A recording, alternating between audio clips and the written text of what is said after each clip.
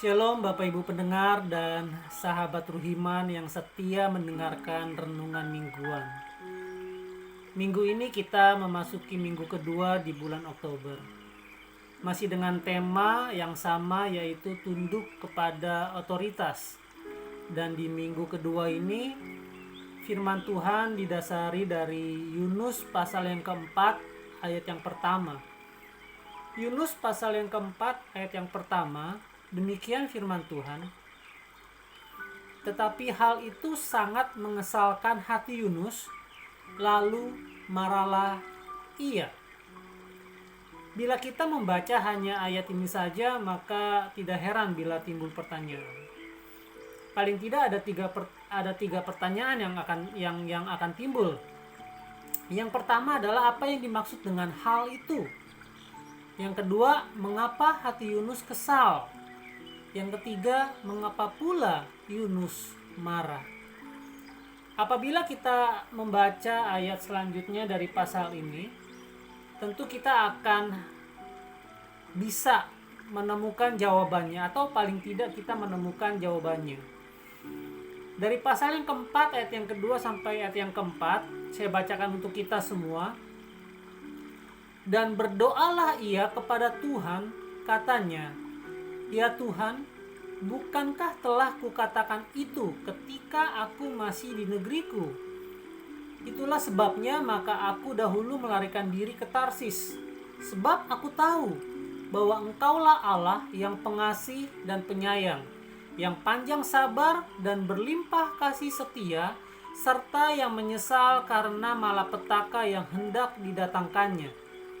Jadi sekarang ya Tuhan, cabutlah kiranya nyawaku, karena lebih baik aku mati daripada hidup." Tetapi firman Tuhan, "Layakkah engkau marah?"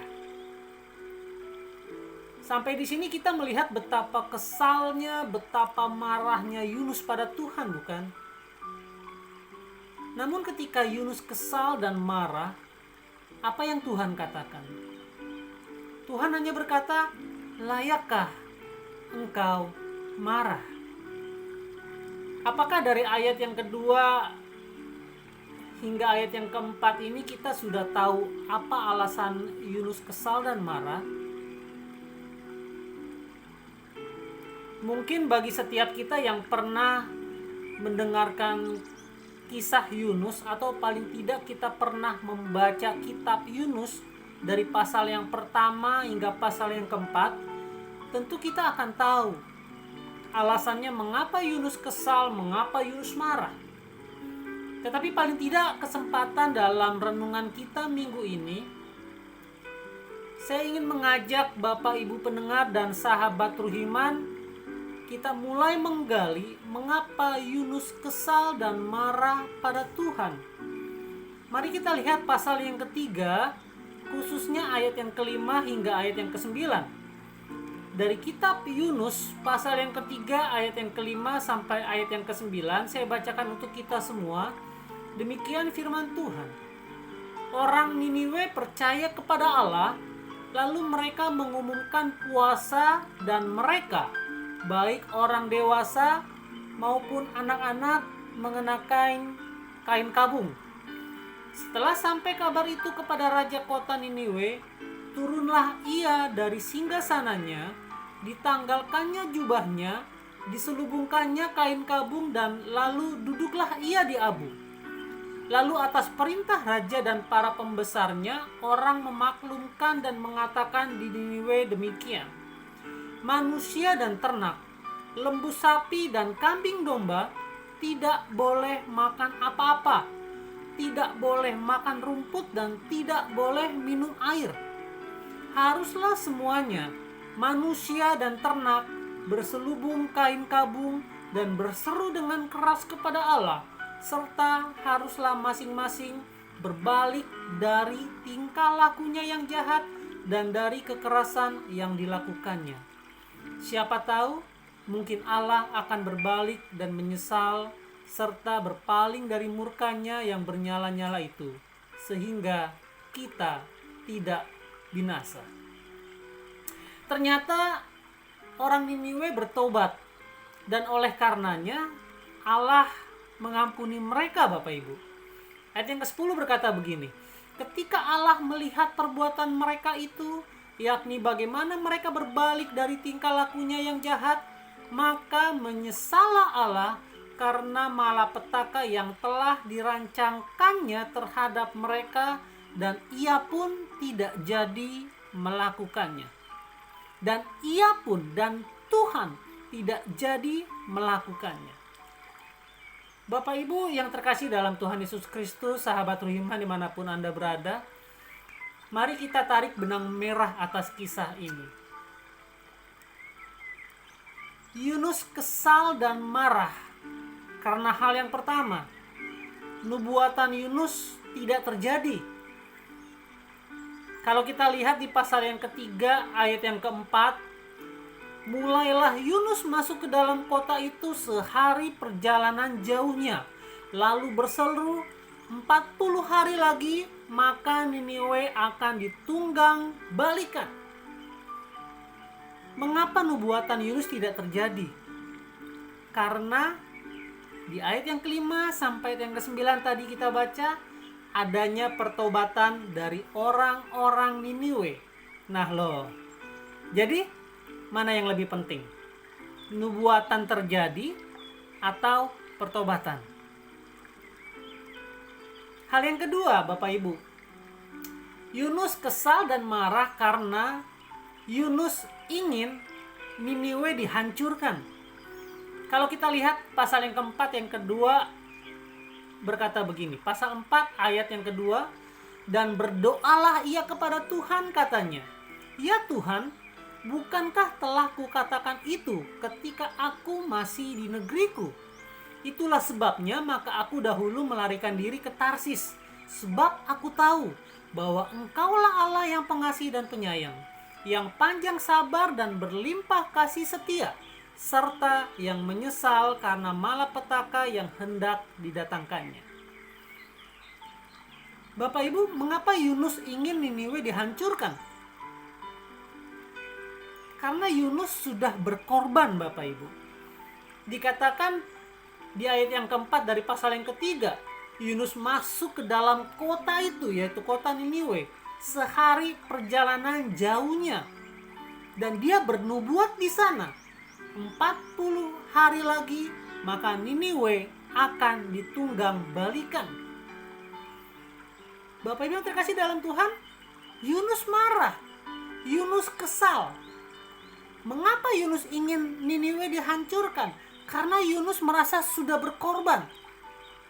Dan dari pengorbanan itu kemudian ia mencari pembenaran atas apa yang telah dilakukannya. Tentu kita ingat bagaimana Yunus melarikan diri ke Tarsis ketika Allah memberitakan Yunus pergi ke kota Niniwe. Dan hingga akhirnya Yunus ditangkap Tuhan melalui ikan besar. Dan di dalam perut ikan besar itulah Yunus akhirnya mengakui bahwa tindakannya yang telah dilakukan adalah salah. Dan oleh sebab itu Yunus pergi kembali ke kota Niniwe yang telah ditunjuk Allah. Bapak Ibu dan sahabat Ruhiman yang dikasih Tuhan, dari kisah ini kita mau belajar bahwa seberapa sering ego kita bermain ketika Allah memilih kita untuk melayaninya. Seberapa sering keinginan kita terpenuhi hanya karena reputasi kita tetap terjaga. Seberapa sering kita merasa diri kita benar sehingga kita berhak mengatur rencana Tuhan atas hidup manusia. Seberapa sering kita kesal dan marah atas pelayanan yang sudah kita lakukan dan tidak sesuai dengan apa yang kita harapkan. Seberapa sering kita kecewa terhadap gereja yang menjadi tempat pelayanan kita oleh karena tidak sesuai dengan apa yang telah kita lakukan. Saat itu Tuhan dengan lembut berkata pada Yunus, dan saat ini Tuhan yang sama berkata dengan lembut kepada kita, layakkah engkau marah? Bapak Ibu yang terkasih dalam Tuhan, ternyata tunduk pada otoritas Allah tidaklah mudah. Namun itu harus, Bapak Ibu. Lihatlah Yunus yang dengan mencari pembenaran dirinya, dan akhirnya dia menyesal atas pelayanannya terhadap orang Niniwe. Apakah kita pernah mengalaminya? Apakah kita pernah berada dalam posisi Yunus? Kita kesal dan marah pada Tuhan, kita kecewa sama Tuhan karena kita merasa menyesal atas pelayanan kita terhadap orang-orang yang telah kita layani. Jujur saya pernah, Bapak Ibu, dan mungkin beberapa kali saya kecewa, saya kesal, dan saya marah pada Tuhan. Namun Tuhan selalu berkata pada saya, layakkah engkau marah? Bapak Ibu pendengar dan sahabat Ruhiman yang berbahagia, melalui renungan firman Tuhan minggu ini, mari kita renungkan kembali. Adakah sikap tunduk pada otoritas Allah itu masih ada dalam diri kita? Saya senang ada beberapa kawan yang seringkali mengingatkan saya tentang hal ini. Ya, istri saya pun akhirnya angkat bicara mengenai hal ini yang tentunya dengan gaya bahasanya sendiri. Saya yakin dan percaya mereka dipakai Tuhan untuk menegur saya bahwa pelayanan pada Tuhan jauh lebih penting dari sekedar reputasi. Pelayanan pada Tuhan jauh lebih penting dari sekedar ego kita. Pelayanan pada Tuhan jauh lebih penting dari sekedar nubuatan seperti yang Yunus lakukan. Pelayanan pada Tuhan jauh lebih penting dari apa yang telah kita lakukan. Seringkali kita merasa kita sudah berkorban. Seringkali kita ingin menjaga reputasi kita karena apa yang telah kita ucapkan adalah atas perintah Tuhan. Tetapi seringkali apa yang kita lakukan, apa yang kita katakan itu tidak terjadi. Sama hal dengan Yunus. Ketika Yunus diperintahkan Allah untuk mengingatkan kota Niniwe, Yunus melakukan hal itu, Bapak Ibu. Yunus melakukan hal itu. Yunus menegur kota Niniwe. Bahkan ia bernubuat bahwa 40 hari lagi Niniwe akan ditunggang balikan. Tetapi ketika orang-orang di Niniwe itu bertobat dan akhirnya Allah menyesal atas rancangan yang akan dilakukannya, Allah mengampuni orang-orang Niniwe. Allah menghapus kesalahan dari orang-orang yang berada di kota Niniwe. Allah tidak jadi melakukan hukuman. Allah tidak jadi menurunkan hukuman pada orang-orang Niniwe.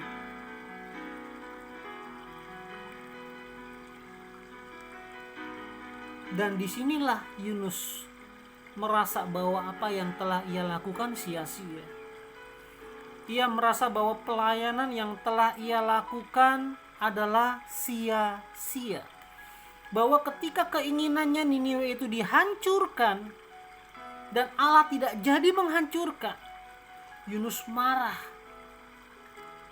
Yunus marah terhadap kebaikan Tuhan atas orang-orang Niniwe. Yunus marah karena reputasinya seolah-olah hancur sebagai nabi. Yunus marah ketika ia telah berkorban tetapi ternyata pelayanannya itu tidak membuahkan hasil, Bapak Ibu.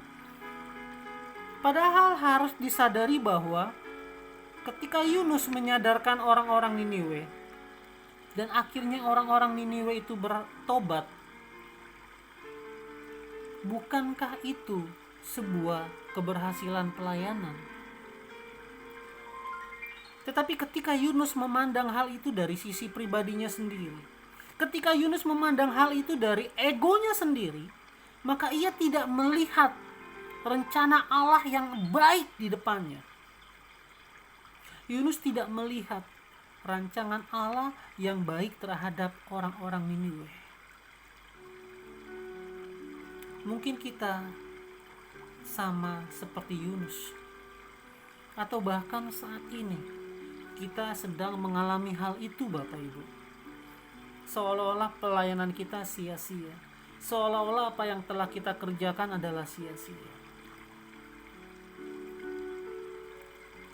Bapak Ibu yang terkasih dalam Tuhan, mari bertanya dengan diri sendiri, bagaimana dengan kita?